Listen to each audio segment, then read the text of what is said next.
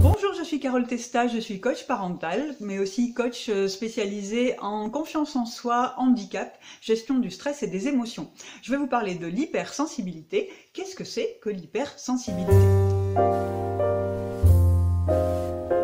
Tout d'abord, la sensibilité, c'est une composante normale et saine de l'être humain. C'est l'aptitude à réagir à un événement ou une situation, à éprouver des émotions et des sentiments d'humanité, de compassion et de tendresse envers autrui. Définition du Larousse. Environ un quart des êtres humains ont cette aptitude à un degré très élevé, c'est ce qu'on appelle l'hypersensibilité. Il existe de multiples façons d'être hypersensible. Ça peut être une grande intensité dans le ressenti des émotions, ou dans l'expression, ou dans la perception du monde extérieur, les sensations corporelles, l'intuition, l'empathie. Dans tous les cas, ces ressentis submergent la personne, brouillent sa capacité à comprendre et souvent l'empêchent de s'exprimer et l'empêchent d'agir. Les hypersensibles se sentent souvent en décalage avec leur entourage, ils se sentent incompris, isolés, voire trop fragiles pour vivre dans ce monde violent.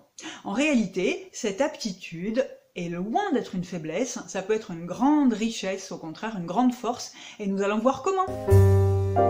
Quelles sont les conséquences de l'hypersensibilité ? Alors, nous avons vu que l'hypersensibilité donnait l'impression d'être incompris, d'être différent. Mal accepté, cette caractéristique produit donc un doute permanent sur ses capacités, sur sa légitimité, sa place parmi les autres. Et parfois une grande timidité. Cela crée un climat intérieur d'insécurité et d'anxiété. Et un terrain très favorable au stress, puisque toute situation nouvelle va renouveler ses doutes sur sa légitimité. L'estime de soi est donc faible.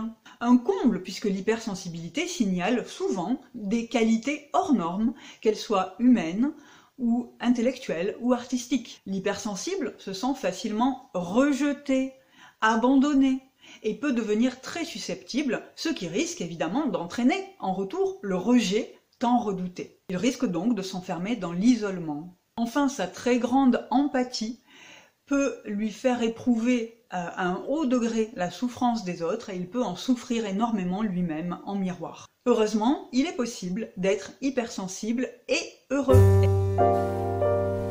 Comment faire de l'hypersensibilité un atout? Souvenez-vous d'abord que les émotions ne sont pas là pour vous empoisonner la vie, mais qu'elles sont un formidable outil, système d'information et d'alerte. Pour faire de l'hypersensibilité une richesse, il faut commencer par apprivoiser ces émotions.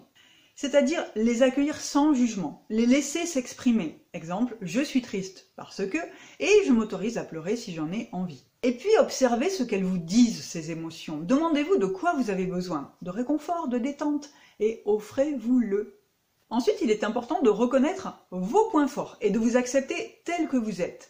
Car l'hypersensibilité est comme un tissu, avec sur l'endroit ce trop d'émotions, trop de sensations. Et sur l'envers, ces formidables aptitudes à des formes d'intelligence moins reconnues, à l'intuition, à l'empathie, à l'expression artistique. Et enfin, créez du lien, ouvrez-vous aux autres. Les relations permettent de sortir des écueils de l'hypersensibilité, notamment le doute et l'isolement, et de vous enrichir mutuellement.